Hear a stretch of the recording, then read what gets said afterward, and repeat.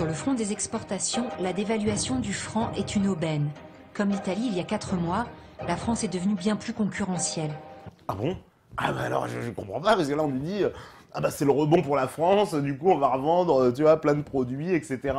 Ce qui signifie d'ailleurs au passage que si on vend énormément de produits à l'étranger, ça veut dire qu'on va ramener des devises. Et si vous voyez, notre monnaie est compétitive, bah, pour le moment, ça veut dire que si ça dope les exportations, c'est que les devises vont rentrer dans la France, donc on va s'enrichir. Le voilà, le choc de compétitivité. Pourtant, pour certains exportateurs, l'embellie n'est pas si évidente. Ah, voyez, il y a quand même des mecs pour qui ça marche pas, c'est ça qu'on veut nous dire. Ah non, mais lui quand même. Car avant d'exporter, les entreprises importent des produits et des matières premières. Bruno Grandjean dirige une PME familiale de 320 employés qui fabrique des machines-outils de très haute précision. Ah oui, bah, c'est très bien, des machines-outils. Enfin bon, on est concurrencé direct par l'Allemagne. 90% de son chiffre d'affaires est réalisé à l'export. C'est un fleuron de l'industrie. Eh ben alors, dans ce cas, si c'est réalisé à l'export, il va gagner beaucoup d'argent, ce monsieur. Nos produits sont complètement made in France, mais finalement, ils reposent sur des composants qui circulent un peu partout en Europe. Ce produit italien devrait nous coûter un peu moins cher, mais ce produit allemand va nous coûter plus cher. Eh ben alors, dans ce cas, tout va bien, tout est en équilibre. Il nous dit, ce produit italien va coûter moins cher et ce produit allemand va coûter plus cher. Que je sache, si j'enlève moins un là et je mets plus un là, ça fait 0. Donc, de quoi on se plaint? Ce produit qui est réalisé en Tchéquie, on ne sait pas encore trop. Ah bah si, on sait déjà, parce qu'en Tchéquie, déjà, tu dois pas le payer cher, mon ami. On a à faire face à un changement de tous nos prix de revient, à une instabilité chronique qui... Une instabilité chronique. Alors, d'un coup, alors, commence par nous dire les exportations repartent, etc. Machin, puis d'un coup, ça devient instable. Hein, et là, on n'est pas dans l'instabilité en ce moment. Ah bah non, là, on est dans le plus parfait, le calme chronique. Hein. ne permet plus d'avoir des repères et de définir clairement nos marges, nos prix de vente, avec les risques que de perdre de l'argent, de voir des marchés bloqués. C'est une période Des marchés bloqués. Mais je ne comprends pas, parce que voilà, en plus c'est marrant, on me dit ah oui, je comprends pas, l'émission ne rentre pas dans l'espace Schengen, on est toujours dedans ou dehors, ce n'est pas vraiment clair. Mais rien n'est clair, mon cher Fritz, c'est exactement ce que je veux mettre en exergue, c'est qu'on nous dit la France, ah bah voilà, on va perdre des marchés, machin. On ne sait pas si la France, on présuppose, elle est toujours dans l'Union Européenne et l'Italie aussi, alors qu'elles sont sorties de l'euro. Donc il y a déjà une espèce de contradiction quand même, parce qu'on sait que c'est pas possible juridiquement. Mais en plus de ça, ça voudrait dire bah justement qu'on va profiter de cet avantage. Parce que si on n'est plus dans l'euro et qu'on commence à exporter et qu'on exporte beaucoup vers l'Europe, mais on va gagner beaucoup d'argent. Même puisqu'ils vont nous payer en euros, ils sont censés continuer entre guillemets à être dans l'euro, eux, alors qu'on n'y serait plus nous. Bon, voilà. très très grande difficulté pour des exportateurs comme Redex. Avec le retour au franc, équiper son usine en machines étrangères dernier cri va aussi coûter beaucoup plus cher. Ah bon? Mais elle coûte déjà cher, madame, puisque c'est l'Allemagne qui fabrique les machines-outils, et elle est leader dans ce domaine. Et impossible de leur substituer de l'équipement fabriqué en France, ça n'existe plus. Ça n'existe plus, puisque l'euro, précisément, a tué l'industrie française. Ça non plus n'est pas mentionné dans le reportage. Aujourd'hui, trouver des machines précises qui correspondent à nos besoins, il faut aller les chercher en Allemagne, il faut aller les chercher Mais depuis toujours. Au Japon, dans des pays qui ont développé ce type de machines. La France n'est plus présente dans ces marchés-là et ne reviendra pas dans ce type de marché qui nécessite des développements longs, coûteux. Donc le retour aux France, c'est un frein à la modernisation de notre outil industriel. Ah oui, mais non, mais alors là, on croit rêver. Donc, c'est l'euro qui nous a plongé dans la désindustrialisation, et ce monsieur nous dit que c'est le retour au franc qui va nous plonger à nous empêcher de la modernisation de notre outil industriel. Mais il faudrait déjà qu'il y ait un outil industriel, monsieur. Il faudrait déjà que la France, qui a bazardé son industrie, justement, sous les coups de boutoir de l'euro, puisse la retrouver et puisse renouer avec une vraie politique industrielle, ce qu'elle n'a plus. Donc ce monsieur-là, pardonnez-moi, mais il est complètement à l'ouest. Il nous dit que c'est la sortie de l'euro qui va au contraire pénaliser le retour à une vraie politique industrielle. On croit rêver. D'ailleurs, ouais, Liberty me dit, il n'y a que l'emballage qui est made in France dans son entreprise. Au passage, il a raison. Nos clients ont stoppé la plupart des commandes. Ils attendent de voir quels sont les prix. Les clients, ils veulent pas. Alors on nous explique, ça va coûter moins cher, etc. Les clients, ça coûte moins cher. Ils vont encore se poser la question. Je sais pas si je vais acheter. Comment ça, ils savent pas? Si le prix est moins cher, vous croyez pas que les clients, justement, ils vont se précipiter? Ce sont les taux de parité qui vont s'établir entre les devises. S'ouvre une période d'incertitude, d'instabilité absolument dramatique qui pourrait même remettre en cause la pérennité de l'entreprise. C'est finalement le déclin de l'Europe qui s'annonce à travers cette sortie de l'euro. C'est quelque chose de dramatique à vivre que je ne pensais pas que notre génération allait connaître. Ah oui, parce que je suis désolé, monsieur, mais c'est peut-être votre génération, justement, qui nous a plongé dans le plus grand aveuglement en acceptant tous les principes comment dire, européens qui nous ont amenés justement à larguer des pans entiers de notre souveraineté, qui ont mené à cette désindustrialisation, à ce chômage de masse et sur toutes les conséquences et la panade dans laquelle la France se trouve aujourd'hui. Donc nous dire « Oh bah ouais, je m'étonne ma génération de vivre ça », il faudrait peut-être revenir sur les 30 ans en arrière justement et de tout ce que vous avez accepté. D'autres difficultés apparaissent dans l'agriculture. Bien sûr, les exportateurs français gagnent des parts de marché. Ah, alors ça c'est très important. Donc les exportateurs gagnent des parts de marché. Logique, nos produits sont moins chers, etc. Donc on vend beaucoup plus, évidemment, de produits agricoles. Et pourtant... Mais nos désormais ex-partenaires européens ont du mal à s'en réjouir. Rappelons... Alors, nos ex-partenaires européens. Ah bon, donc ça voudrait dire quoi? On a quitté l'Union européenne? Non, tout ça n'est pas clair. Hein. On ne sait pas, ce sont des ex-partenaires. Et pourtant, ils sont obligés d'accepter les mêmes règles qu'avant. Que la France vend à presque 60% au sein de l'Union européenne. Pas tout à fait exact, d'ailleurs, chiffre repris par Jacques Sapir qui dit que c'est plus exagéré. La France a au contraire une part de un peu plus de 50% qui serait justement basée à l'export hors de la zone Union européenne. Nos clients, notamment européens, ne se laissent pas faire. Ah, les clients ne se laissent pas faire. Ah ben, attends, je comprends pas, les clients européens, mais c'est tout leur intérêt. Si je dois acheter mes pommes en France et qu'elles sont moins chères, bah, j'ai intérêt à les acheter en France, plutôt qu'en Allemagne, puisqu'elles vont être 30% plus chères si j'en suis leur raisonnement. Donc c'est complètement aberrant ce qu'il me dit. Ils se disent, attendez, c'est quoi ce pays, la France? Il va nous inonder avec ses produits? Non, ça ne va pas marcher comme ça. Donc on va trouver tout un tas de choses pour freiner nos exportations sur ces pays-là. Ah, donc on va violer encore les traités européens. Hein, mais il nous le dit pas, ce monsieur. Mais qu'on nous le dise, clairement. Est-ce qu'on viole les traités européens ou pas? Parce qu'il dit, oh, on va trouver des moyens. Mais alors quoi, on viole tous les traités européens? La France sort de l'Union européenne? Comment ça se passe? Et puis à ce moment-là, on met des mesures de rétorsion, parce que si on rétablit des barrières douanières entre les pays, bah, nous aussi, quand ils voudront importer chez nous, ils pourront plus. Parce que c'est ça aussi, hein, c'est aussi la réciprocité. Le Conseil des chefs d'État et le Parlement européen ont demandé qu'on réévalue, ou plus exactement qu'on dévalue, la contribution financière de la PAC qui devait revenir à la France. Ah, alors là, franchement, honte sur la FNSEA, honte sur vous, s'il y en a qui nous regardent, hein, des agriculteurs, je pense qu'il y en a certains, et qui sont affiliés à ce syndicat. Mais attendez, après une parole comme ça, mais moi je leur rends la carte, je déchire et je leur jette à la figure. Vous vous rendez compte de l'aberration qui vient d'être dite par ce monsieur? Il nous dit que la PAC, hein, on va réduire le montant de la PAC. Mais la PAC est déjà le montant de ce que nous versons à l'Europe. C'est-à-dire tout l'argent qui revient à la France via la PAC fait partie du montant de notre contribution générale à l'Union européenne.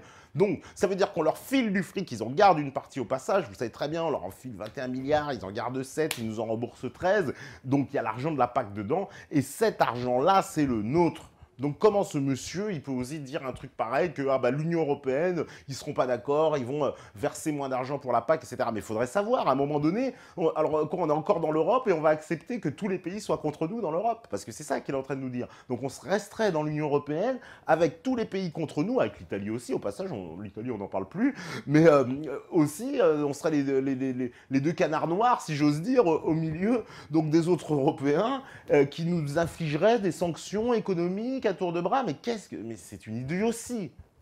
Eh oui. Il y aura à l'évidence des résistances de l'industrie allemande. Elle ne se laissera pas faire, notamment dans les secteurs qui souffrent le plus de l'avantage compétitif de la France. Ah, bah, c'est déjà le cas, les Allemands ne se gênent pas puisqu'ils ont, vous savez bien, l'avantage sur le domaine industriel et eux ont conservé tout leur tissu industriel contrairement à nous. Alors, il nous dit on ne se laissera pas faire. Mais on sera encore dans l'Union européenne ou pas? Quand ils auront les moyens de nous laisser faire? Parce que si on a notre souveraineté, on fait ce qu'on veut.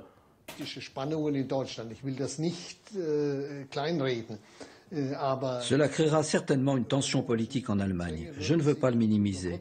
Ah, et attention là, vous avez le poids Godwin n'est pas là, le spectre de la guerre avec l'Allemagne se réactive. Ouh là là, si la France sort de l'euro, les Allemands vont reprendre les Panzers. Hein. C'est ça qui nous explique, hein, Otmar, là. Mais très vite, les réalités économiques vont s'imposer à nouveau et cela motivera notre industrie à regagner en compétitivité, être encore plus productive. Ah, bah alors, dans ce cas, ça va les motiver. Après, il nous dit, ah bah ça va s'imposer, ils vont être plus motivés. Bon, bah qui se motive, hein. Cela nous obligera à pousser encore plus loin les réformes. Ah, bah ça va nous pousser à plus loin la réforme. Allez, les fameuses réformes entamées par Schröder, vous savez, hein, avec l'Allemagne et son modèle hein, qui nous est vanté à longueur de temps par tous nos dirigeants sur les jobs à 1 euro, sur, vous savez très bien, l'Allemagne qui est revenue d'ailleurs sur ces histoires, parce que maintenant ils sont revenus à un SMIC, parce qu'il n'y avait pas de SMIC, hein, il n'y avait pas de temps de travail minimum, il n'y avait qu'un temps de travail maximum, etc.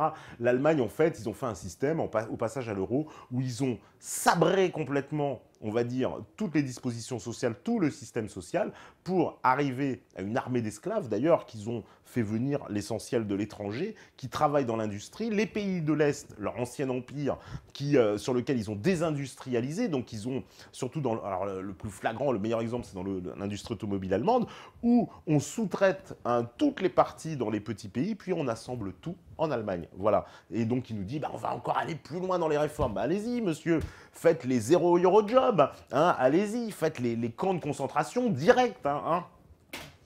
En fait, la France s'est tiré une balle dans le pied. Ouais, et l'Allemagne va se tirer une balle dans la tête. Voilà, on me dit au revoir Frank Reich. Hein, moi, j'ai plutôt envie de au Wiedersehen l'Allemagne.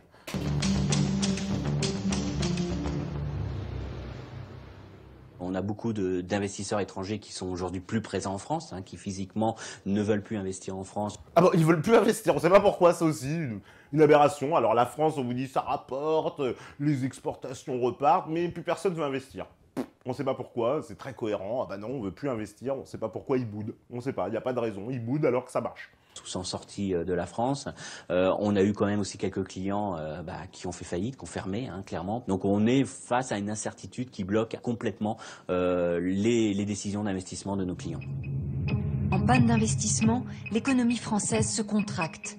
Les multinationales, qui ont des filiales partout dans le monde. Ah oui, ils ont des filiales partout dans le monde, et c'est pas la nouveauté, c'est quand même pas la sortie de l'euro qui a amené ça, c'est quand même extraordinaire, vous voyez, ce mensonge, hein, de nous faire croire que c'est la sortie de l'euro qui a amené les multinationales à développer des filiales à l'étranger.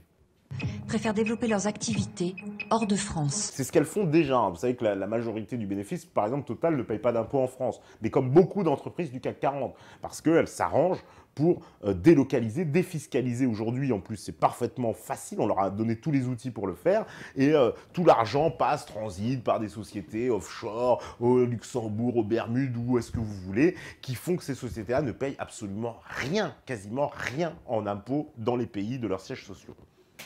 Il faut savoir qu'un pays qui sort de la zone euro est un pays qui décide de se sauver, mais de s'isoler.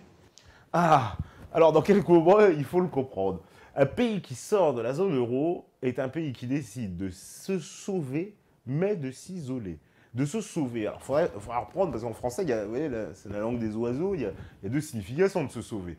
Hein, il y a se sauver, je m'en vais, et puis il y a se sauver, je sauve ma vie, je sauve ma peau. Hein. Donc, d'ailleurs, c'est souvent lié un peu les deux, hein, puisque souvent on se sauve pour se sauver, entre guillemets. Mais vous voyez, il nous dit ça, on va se sauver. Donc, il ne faudrait pas qu'on se sauve, il faudrait qu'on meure. Moi, si je comprends ce que dit monsieur, il faudrait, pour ne pas s'isoler, mourir. C'est ça que ça veut dire. Il faudrait mourir pour ne pas s'isoler. Et c'est exactement le but de l'Union européenne, de faire mourir la France en lui faisant croire que si elle ne meurt pas, elle va s'isoler. Et donc, à l'échelle d'un grand groupe mondial comme le mien, on décide collectivement de recruter plus de gens, d'investir plus de ressources. Oui, un grand groupe comme le mien qui escroque depuis des années. Dans les pays qui offrent des perspectives de croissance plus visibles. Ah, plus visibles? Mais quel genre de pays, monsieur, puisqu'on vous a expliqué que la France, justement, connaît des perspectives de croissance. Donc je comprends plus rien, là. Et là, la France est déconsidérée. La France... Par qui? On ne sait pas. La France est déconsidérée. Par qui? Par les autres partenaires européens, mais ils ont déjà déconsidéré l'Italie. La France, ouais, elle est déconsidérée. Mais on est encore dans l'Union européenne ou pas? On ne la reconnaît pas. On ne sait plus où est la politique économique de ce pays. On ne sait plus où est son ambition. Ah bon, ben, si elle est sortie de l'euro, monsieur, c'est peut-être qu'il y avait une raison. C'est dingue que la FNSEA ait participé activement à cette comment dire, outil de propagande, ce qui démontre bien la politique et le positionnement de ce syndicat qui est un paravent, qui est pour moi le syndicat qui est un peu comme dans beaucoup de secteurs là pour empêcher les agriculteurs d'avoir accès à une vraie force politique qui les motiverait à savoir et comprendre leur situation réelle, parce que ces gens-là sont en train de les enfumer. D'ailleurs, je les avais déjà croisés à l'époque justement de l'UPR et je peux vous assurer que c'est une belle bande d'enfoirés, je pèse mes mots, hein, puisque ces gens-là sont imbuvables, hein, voilà, ils vous traitent de fachos à tour de bras quand vous voulez sortir de l'euro, alors que précisément, il y a des agriculteurs qui se suicident, qui ne comprennent pas que ce système de la PAC a fait d'eux des esclaves. La France se replie sur elle-même. Voilà, ça c'est le seul truc, les européistes, la France se replie sur elle-même. Et ça fait douter quand même beaucoup nos partenaires. Et d'ailleurs, je note que depuis plusieurs mois maintenant, au Conseil européen, la France a perdu sa place. La France a perdu sa place au Conseil européen, donc on est dans l'Europe, pas dans l'Europe. Si on y est, en quoi on a perdu notre place? Bien sûr, le président français n'assiste plus à la réunion du Conseil de la zone euro, qui se tient toujours en marge du Conseil européen. Ah, alors je comprends plus rien. On nous dit la France a perdu sa place au Conseil européen, c'est le représentant de la FNSEA, et puis de l'autre côté on vous dit la France n'assiste plus au Conseil de la zone euro. Ce qui est incompréhensible pour les deux, parce que soit on est dans l'Union européenne puis on est au Conseil européen et dans la zone euro, ou soit on n'est plus dans le Conseil de la zone euro, mais par exemple l'Angleterre, qui n'est pas dans l'euro, je le rappelle, elle est au Conseil de la zone euro. Alors je ne sais pas si elle y est encore à ce moment-là, tout ça n'est pas précisé. Le retour au franc a un coût politique. Un pays qui renie ses engagements sur la zone euro s'attire les foudres des autres participants, mais cela va au-delà, c'est tout l'édifice communautaire qui vacille. Ouais, forcément, si la France sort de l'euro, on peut estimer que ça va entacher évidemment l'Union européenne et le projet européen. C'était une crise pour la France et aussi pour l'Europe.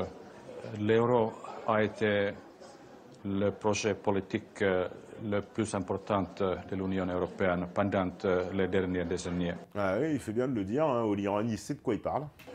Donc, si il y avait une fissure forte entre les pays euro, c'était certainement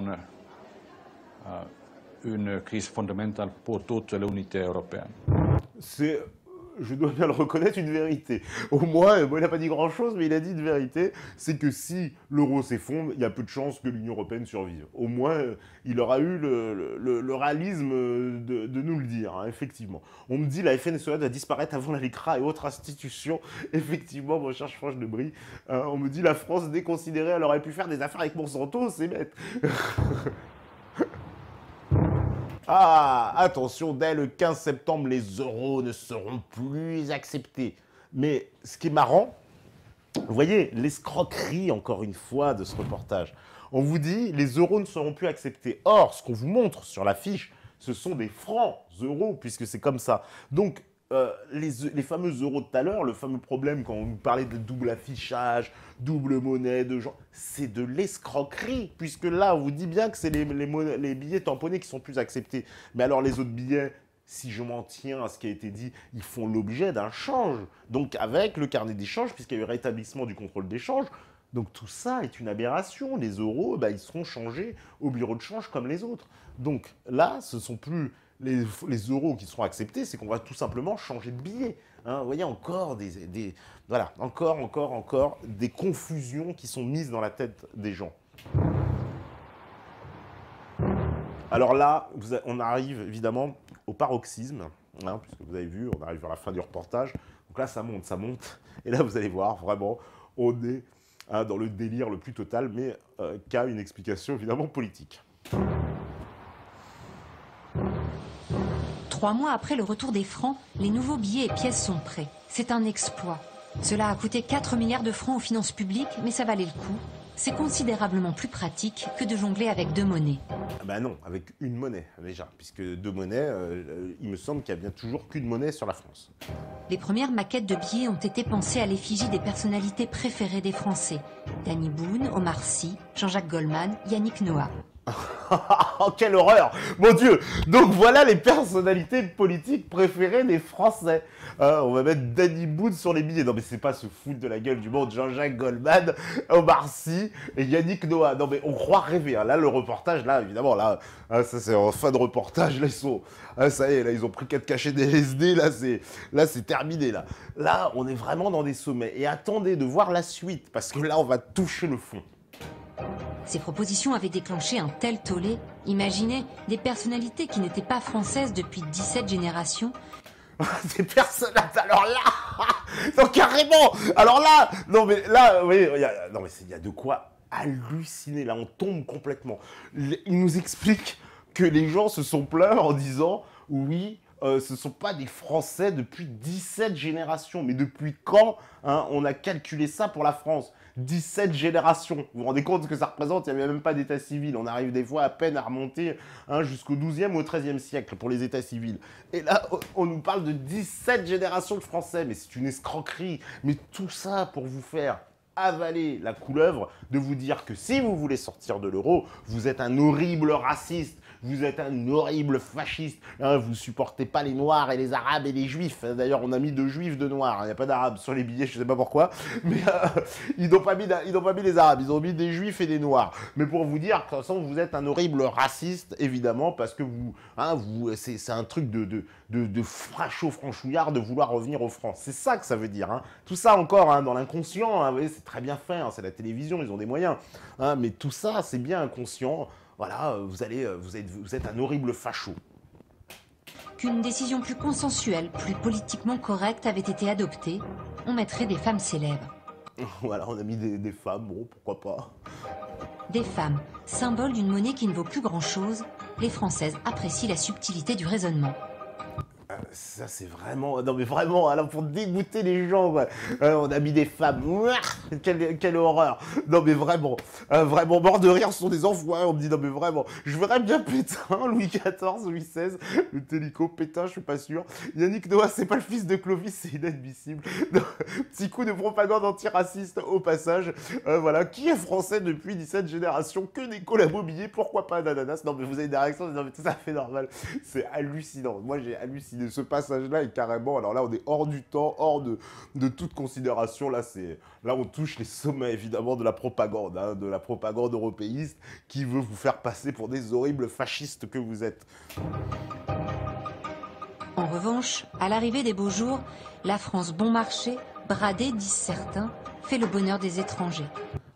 La France, bon marché. Alors, faudrait savoir, ça nous rapporte du fric ou ça rapporte pas? On nous dit le tourisme va exploser. Moi, je comprends pas. Il faudrait nous expliquer à un moment. Voilà, manque plus qu'un billet avec Forest. Les gens qui vont y gagner dans les semaines et les mois qui viennent, c'est l'industrie du tourisme. Parce que venir passer des vacances en France sera meilleur, à la fois pour les étrangers et pour les Français, pour qui passer des vacances à l'étranger sera plus difficile.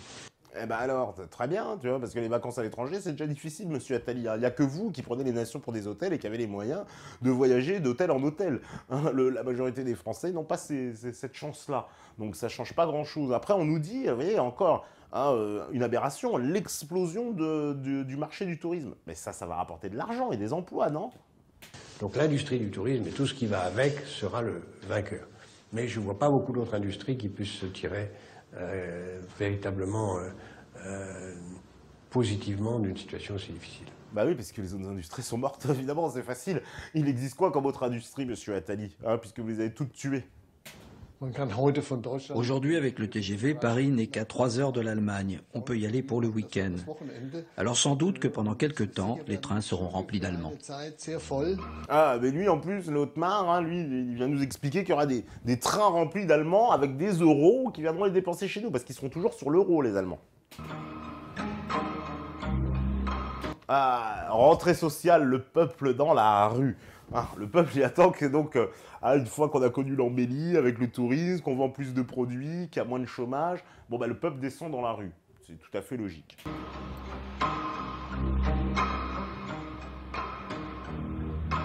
La rentrée s'annonce particulièrement délicate. Les entreprises ont vu leur carnet de commandes se vider. Elles sont en situation grave. Se vider? Mais je croyais que c'était l'embêtement. Mais c'est pas logique, puisqu'on vend moins cher. Et que on vend tellement moins cher que les Européens sont fâchés, hein, qui veulent prendre des mesures contre nous. Alors les carnets des commandes sont vides. Encore les incohérences. Hein. Presque de survie. Elles ne peuvent plus embaucher, ne remplacent pas les salariés qui partent à la retraite, ne renouvellent plus les temps partiels. Elles licencient. Mais ça, c'est le cas actuellement. Hein. Le nombre de demandeurs d'emploi en catégorie A, c'est-à-dire sans aucune activité, explose. Bah alors, le taux de catégorie A explose et on nous dit qu'il y a des trains entiers d'Allemands qui vont venir dépenser leurs euros, que l'industrie va repartir, on va exporter, que même les autres Européens ne sont pas contents. Et pourtant, il y a plus de chômage. Il atteint 5 millions, 15% de la population active. Vous arrêtez d'investir. Et donc, si vous arrêtez d'investir, pour attendre de comprendre, vous allez immédiatement avoir un effet sur le chômage, parce que moins d'investissement, ça veut dire moins d'emplois, ça veut dire plus de chômage, et vous allez avoir évidemment une montée forte du chômage dans notre pays, en plus d'une chute de la consommation, puisque vous aurez une perte de pouvoir d'achat. Ça veut dire... Ah, voilà, il faut toujours peur, hein, le chômage vous guette. Hein, c'est ce qu'on avait sorti aux Suédois aussi à l'époque pour les forcer à voter oui à l'entrée à l'euro. C'est d'ailleurs ce à quoi ils ont dit non. C'est-à-dire que nos propres entreprises sont, si ce n'est désertées par les consommateurs, du moins elles sont dans une phase décroissante de chiffre d'affaires. Et quand le chiffre d'affaires décroît, automatiquement, ben, c'est la paralysie de l'investissement. On est attentiste. Et ça veut dire que nos fournisseurs ne trouvent plus de débouchés à travers nous. J'insiste, pour moi, c'est le scénario catastrophe. Ah bah voilà, il nous fait bien peur, hein, monsieur Leclerc. Hein, ça va être la folie, on croirait que c'est l'Allemagne de l'Est, voilà. Hein, on me dit les trains remplis d'Allemands, ça la demande du CRIF, mort de rire. Mais ce n'est déjà plus un scénario.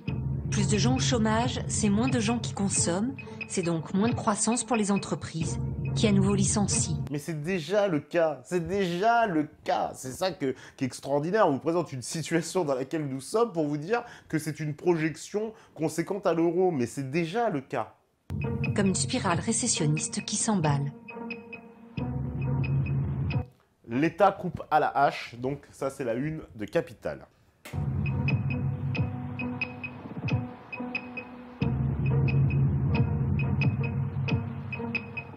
Quand des entreprises ferment et que le nombre de demandeurs d'emploi augmente, l'État perçoit moins de recettes fiscales. Or, la puissance publique a dépensé 166 milliards de plus que ce qu'elle a gagné l'année dernière, environ 5% du PIB. Ouais, pourquoi elle a dépensé plus? On aimerait bien savoir, hein, puisque tout à l'heure ils nous ont dit que c'était 4 milliards le coût des billets, sachant qu'en sortant de l'Union européenne, on récupère quasiment 21 milliards, donc voilà, donc même si j'ai enlevé les 4 milliards là-dessus, pour le moment, je suis, si je ne me trompe pas, à plus 17 sur les 21. Donc pourquoi tout d'un coup on se retrouve avec 160 milliards en plus? Qu'on vous explique d'où ils viennent. Elle doit donc réduire de 166 milliards de francs ses dépenses. La préparation du prochain budget se fait dans la douleur. Comme si l'État était capable de réduire de 166 milliards les dépenses. C'est un budget infaisable. C'est un budget où il va falloir faire des économies beaucoup plus importantes que celles qu'on avait fait. Il va falloir couper les subventions aux collectivités territoriales. N'importe quoi. Couper les subventions collectives aux collectivités territoriales. Ah bon, pourquoi? Puisque de toute façon, en plus, on nous a expliqué, on va reprendre notre souveraineté monétaire. Si on a besoin d'argent, eh ben, c'est la Banque de France qui nous le donne. Donc, il est où le problème? Geler totalement l'avancement des fonctionnaires. Ne plus recruter. C'est déjà le cas, monsieur Attali, c'est déjà le cas. Un seul fonctionnaire. Si on n'est pas prêt à faire des réformes. On dit plus recruter de fonctionnaires, mais c'est déjà le cas. C'est déjà le cas. C'est déjà le cas. C'est ce qu'ils font, la fameuse loi de Sarkozy, on ne renouvelle pas 1 sur 2, etc. C'est déjà le cas. C'est déjà comme ça. De ce genre, eh bien, il faut faire un impôt massif sur l'épargne des gens. Ah, faire un impôt massif sur l'épargne des gens, comme à Chypre. Hein, mais ça se fera dans le cadre de l'euro. Vous voyez comment c'est vicieux. Ah, il vous dit que c'est en sortant de l'euro qu'on va faire un impôt massif sur l'épargne des gens. Mais à Chypre, c'est ce qu'ils ont fait, monsieur Attali. Hein, et c'est ce qui nous prépare, certainement pour ici, puisque le FMI et tout le monde a donné son aval pour ça. Et dire, je vous prends 5% sur votre patrimoine. Et même si votre patrimoine, c'est des logements, j'en ai rien à cirer. Vous vendez votre logement et vous me payez 5%. Et personne n'est prêt à le faire. Oui, personne n'est prêt à le faire, parce qu'on a forcé les Chypriotes à le faire, et on pourrait bien vous forcer, nous, forcer les Français à aller dans la même voie. Nous allons couler. Plus aucun budget n'est sanctuarisé, ni celui de la défense, ni celui de l'éducation nationale. L'État doit procéder à des coupes franches. Le gouvernement annonce son intention de réduire certaines prestations sociales. Il veut fermer une centaine d'organismes publics et plusieurs chaînes de France Télévisions. Ah, carrément, évidemment. Bon, ça, c'est peut-être pas la plus grosse des pertes. Hein.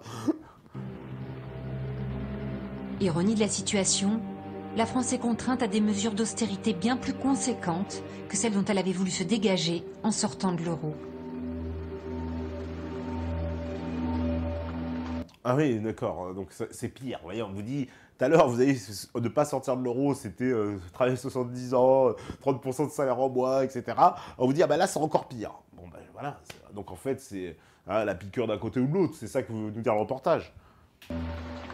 Les décisions qu'il fallait prendre n'ont pas été prises. Mais elles n'ont pas été prises à cause de gens comme vous, mon cher secrétaire général de Force ouvrière, hein, qu'on attend que vous défendiez un petit peu les intérêts des ouvriers, ce qui n'est pas votre cas, parce que les syndicats nous en fument aussi. Hein, les syndicats, tous payés par la Confédération européenne des syndicats, la CES, qui leur fournit des subsides et pour lesquels ils ont signé un texte qui sacre le libéralisme comme doctrine économique dans toute l'Union européenne. Donc ces gens-là qui se prétendent force ouvrière, mais ils me font rigoler. Hein, les gens du CNT, lutte ouvrière, etc., que j'ai rencontrés aussi, vous me faites tous rigoler. Hein, parce que vous ne défendez pas les intérêts des ouvriers, vous défendez les intérêts de du grand patronat et du grand système financier international. Alors pas directement, ah non, pas directement, vous n'avouez pas directement, on va dire, oui mais c'est les décisions qui n'ont pas été prises, mais quelles décisions il aurait pris lui, monsieur Mailly, à la place, hein, parce que ça fait 30 ans qu'il nous enfume avec l'euro, monsieur Mailly. Il n'y a aucune raison que les salariés soient encore la victime. D'ailleurs, Force ouvrière, je rappelle, un syndicat qui a été complètement créé à l'époque, après la Seconde Guerre mondiale, par la CIA, et qui avait pour objet de contrecarrer l'influence des Russes sur la CGT. Et jusqu'à aujourd'hui, tous ces dirigeants sont extrêmement bizarres, parce que ce sont des gens qui participent activement, hein, toujours de fond, à faire établir toutes les mesures et comme Nicole Notat, cette ancienne aussi secrétaire générale, qui elle a fini aujourd'hui à travailler pour le grand système financier international. Vous vous demandez bien qui l'a payé et comment on fait des grands écarts comme ça. On passe de défendre les ouvriers à tomber avec les bourreaux.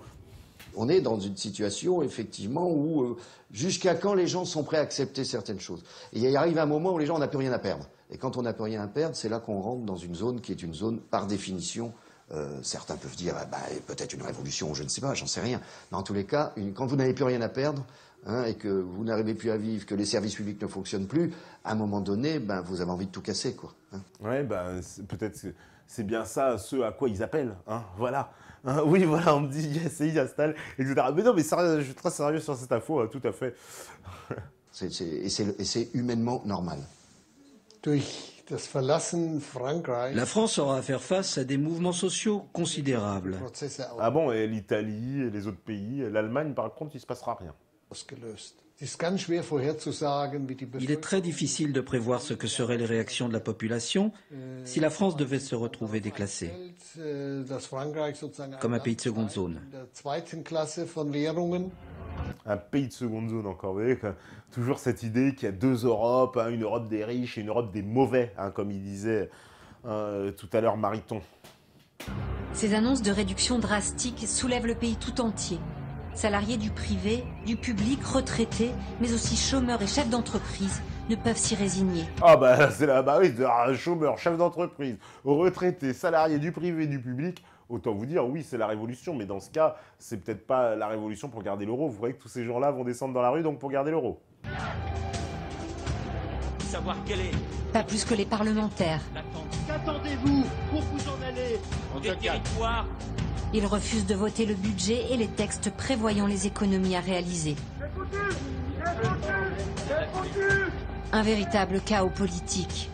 C'est oui, un véritable chaos politique. Alors je signale qu'en plus, reportage, évidemment, qui prétend un documentaire fictif, donc filmé avec des situations réelles. Parce qu'en fait, ce qu'on nous montre, qui vous est présenté comme de la fiction, se base sur des faits réels et sur une situation réelle qui est grave. Où là, oui, effectivement, quand les gens vont dans la rue, on dit à Manuel Valls, t'es foutu, il se fait huer de partout. Ça, c'est la réalité. Il n'y a pas besoin d'attendre la sortie de l'euro. C'est maintenant. Ça, c'est maintenant. Depuis septembre 2014, en France, personne ne veut gouverner. La droite ne veut pas gouverner parce qu'elle n'est absolument pas prête, elle n'a pas de programme, elle n'a pas réfléchi. La droite, si c'est la gauche qui est élue, il faut d'abord qu'il y ait un changement de gouvernement. Je ne sais pas, c'est un peu bizarre ça. De son échec, elle n'a rien fait. La gauche ne veut pas gouverner parce qu'elle se trouve impopulaire.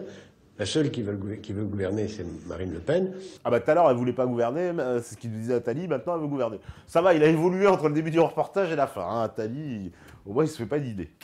Mais est-ce que le président de la République va démissionner ou simplement dissoudre l'Assemblée qui ne veut plus voter les lois? Ça, c'est une question qui reste ouverte. Ah. Alors voilà, donc là, ils nous ont fait le coup de la Grèce. Carrément, France 5 s'arrête. Voilà, évidemment, en raison de coupures budgétaires dans le secteur public de l'audiovisuel, nous sommes dans l'obligation d'interrompre définitivement nos programmes. Eh ben, ce ne sera pas pour déplaire à certains téléspectateurs parce que c'était des programmes à chier. Non mais, on a envie de leur répondre ça, quoi. Franchement, on applaudit, quoi. Le jour où ça se passe, franchement, moi, j'aurais pas versé une larme, je vous dis, pour France 5, ni pour Arte, avec son président de comité de directoire, un certain BHL, etc. Tous ces gens-là qui se gavent la panse sur le service public pour nous présenter des outils de propagande comme ceux-là, qui sont payés grassement pour faire ça, le sale boulot, eh ben, le jour où toute cette mascarade s'arrête, je peux vous assurer, je lèverai mon verre.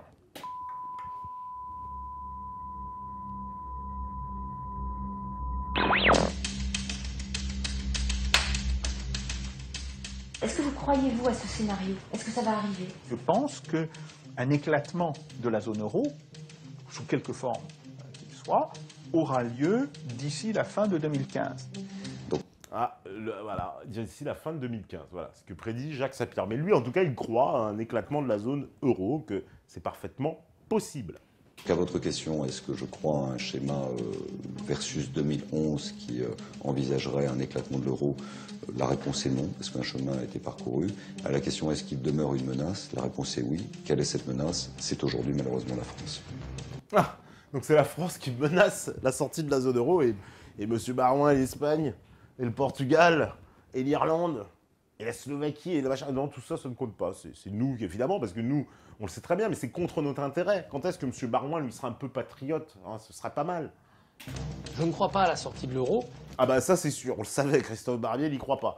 En revanche, je pense qu'on va traverser encore de nombreux soubresauts avant d'arriver au stade de maturité de l'euro, c'est-à-dire une monnaie au service d'une politique économique. Ah, bah, ça c'est super, c'est le blabla qu'on nous raconte depuis 20 ans. Ça fait 25 ans quand même qu'on nous raconte le même blabla, ce monsieur il y croit encore. Il croit encore au Père Noël. À son âge, il faudrait peut-être lui dire que ça n'existe pas. C'est travaillons plutôt entre Européens pour que ce bien commun qu'est l'euro... Ah, alors, ça c'est. Tout à l'heure, on parlait que la France va s'isoler, et puis lui, il nous dit qu'il faut travailler entre Européens, entre blancs, quoi. Il faut le comprendre comme ça aussi. Ça, c'est en filigrane, ouais. Entre pays blancs et blancs riches, si possible, parce que les mauvais, là, comme il dit Mariton, la Grèce, l'Espagne, il faut les virer. On va faire une espèce d'union Méditerranée. Ils iront avec l'Algérie, le Maroc, ils seront un peu plus proches qu'avec nous, c'est pas possible. On lui enlève ses faiblesses. Il ne faut pas remettre en cause l'euro en tant que tel, mais il faut créer une autre Europe. Ah, voilà, ça c'est le discours enfumeur de Force ouvrière et tous les syndicats. L'autre Europe, le mythe de l'autre Europe. Nous, on avait déjà fait une vidéo à l'époque qui s'appelait le mythe de l'autre Europe. C'était pour dénoncer tous ces gens-là qui vous enfument avec ce mythe de l'autre Europe, parce que l'autre Europe n'est pas possible. On ne pourra jamais arriver à l'autre Europe. L'autre Europe, c'est une chimère sur laquelle on vous envoie pour vous faire croire que si ça ne marche pas aujourd'hui, ça marchera mieux demain. Mais ça fait 40 ans que ça dure comme ça, 40 ans. Vous savez, c'est un peu comme le mec, il vous doit 1000 euros, et puis pendant 40 ans, il je vais te les rendre, je vais te les rendre. Il va jamais vous les rendre. Au bout d'un moment, au bout de 40 ans, vous n'allez pas me dire, vous allez croire qu'il va encore vous les rendre. Et bien là, c'est un peu ça, l'autre Europe, le mythe de l'autre Europe. C'est sur ça qu'on emmène toute la gauche, l'extrême gauche depuis longtemps, en portant une critique de l'Union européenne, mais jamais en remettant ses principes fondamentaux, comme l'euro, il le dit, je ne veux pas sortir de l'euro, point. Ça, c'est le préambule. Et après, on vous raconte de la littérature. Avec d'autres modalités de la construction européenne. D'autres modalités de la construction européenne. Mais comment il va faire, Jean-Claude Mailly, puisqu'il faut les 28 signatures? Comment il va faire? Même les plus grands partisans de la sortie de l'euro seront les premiers à mettre leur propre argent de côté et à garder leur argent en euros. Ah bon, il prédit quoi, M. Attali? Les plus grands partisans, ils pensent à qui?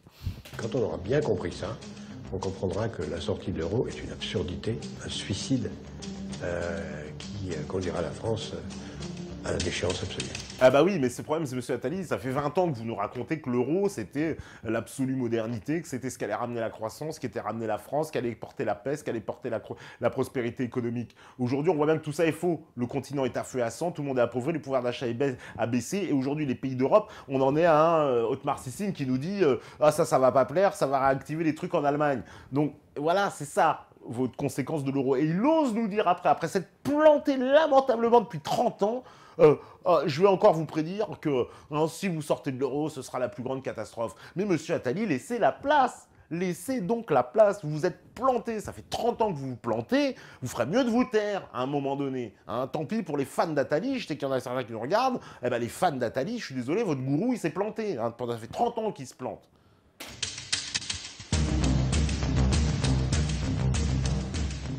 L'Europe est-elle responsable de nos malheurs? Et si oui, est-ce souhaitable d'en sortir? Enfin, renoncer à l'euro, est-ce que ça veut dire quitter l'Europe? Ah, alors ça, ce sera pour la prochaine fois, si, Inch'Allah, parce que c'est la fin du reportage, mais il y a eu un petit débat, vous l'avez vu après ce reportage, qui est une perle en soi, puisque une perle en termes de propagande européiste. On continue avec un Jacques Sapir qui essaye de se défendre. Un débat auquel on aurait aimé voir, effectivement, je le dis, François Asselineau, parce que il aurait, j'en pense, mis des gifs de maçon là-dedans, et ça n'aurait pas été pour nous déplaire, parce que le débat que je vous dis qui suit est drôlement gratiné. Voilà. Donc qu'est-ce qu'on me dit? Oui, il a les clés, Jaco. Attali ne se plante pas, il cherche à détruire. Tu exposes toute la clique européiste, esclavo-américaine libérale, je me marre, continue comme ça. Bon, merci.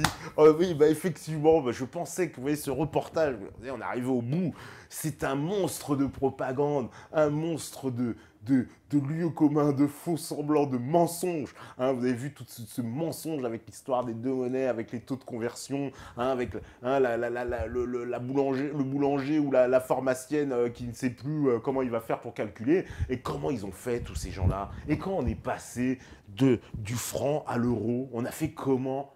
Et les calculs, on les a fait comment? Et comment ça s'est passé? Parce que là, je vous dis, c'était des calculs à 6,55, 57, c'était autrement plus compliqué. On n'y comprenait rien, on n'y comprenait vraiment rien. Si demain, et moi là, c'est ça le message que je voulais vous passer, c'est que si demain on change de monnaie, ça ne se passera pas comme ça. Ça, c'est une espèce de propagande qu'on essaie d'implanter dans la tête, évidemment, du public pour leur faire, comment dire, pour leur faire peur. Vous avez vu, on est constamment dans la peur, dans la menace, attention, vous voyez, la conclusion d'Attali, c'est la pire chose que la France pourrait faire, évidemment, parce qu'il sait que la sortie de l'euro pour la France va entraîner des changements politiques majeurs dans ce pays, certainement les plus grands depuis 60 ans. Et c'est ça qu'il flippe toute cette petite classe oligarchique de M. Leclerc et tous ces banquiers, parce que tout ça risque de finir, oui, dans un état pré-révolutionnaire, et peut-être bien qu'il y aura des têtes dans le panier à ce moment-là, et je peux vous assurer que moi, je serais plutôt content. En tout cas, merci, on me dit super pêche, merci pour cette soirée, merci à vous aussi. Voilà, j'espère que... voilà, comment dire, vous avez aussi apprécié, je pense que c'était important de débunker cette propagande, voilà, comme ça, surtout, parce que j'imagine la scène, que si vous avez votre collègue au bureau, ouais, mais j'ai vu l'euro, non, attends, j'ai vu le reportage sur France 5, eh ben, vous aurez le moyen de lui dire, attends, reportage sur France 5, moi je vais t'en balancer un autre sur Beta TV, et tu vas comprendre ce que c'est que ton reportage sur France 5, parce que c'est une aberration, c'est un outil de propagande qui ne sert qu'à angoisser les gens, qui ne sert qu'à les tromper, les emmener sur la voie de la peur pour les empêcher de réfléchir. Et ce reportage, d'ailleurs, si vous le prenez vraiment dans le bon sens, il ne devrait pas s'appeler, Et si la France quittait la zone euro, parce que c'était un peu le sous-titre Bye bye euro, si la France quitte la zone euro, il devrait s'appeler, et là je comprendrais mieux le sens du propos de mes interlocuteurs, si la France reste dans l'euro. Et à ce moment-là, je peux leur accorder tout le crédit de tout ce qui a été dit, mais pas dans le cas inverse. Voilà, en tout cas, la conclusion. On me dit émission culte, et même merci, merci, merci à vous tous. Merci à la régie, il y a DJ Premier, il y a Steph, il y a Lies Napoléon, il n'a pas pris de coup de fouet, il y a, comment dire, d'autres personnes encore, les modérateurs, Gaspard et Réduit, La Révolte, Libertad, Ozzy Papatron, Sage et Yeris, le roi du TeamSpeak, bien sûr, DC Tunsi, Dodo, Liberty, Jaya, je vois Big Tenia, qui est encore, Piano Daddy, Charles Cornic, Patriote, Libertad, etc. Vous êtes super, super, super nombreux. Je vais regarder encore un peu, même il y a des blazes là-haut, Tony, DC Tunsi, le Télico, Émilie, on lui envoie plein de bisous, bien sûr, Fractio, Triomphe, le Ronin, Fris, Sandino, Carac, Exter, Basilicman, Piano Daddy, Bryce, voilà, tous ceux qui sont connectés, j'ai vu tout à l'heure, de toute façon, il y avait Fange de Brie, Carac, Opossum, voilà, Mr. Pringles, etc., etc. Eh ben, merci à vous, voilà, pour cette soirée, parce que vous savez très bien que si vous écoutez ce message-là aujourd'hui, même avec nos futurs francs dans la poche, c'est que vous êtes la résistance. Ciao, ciao les camarades, ciao.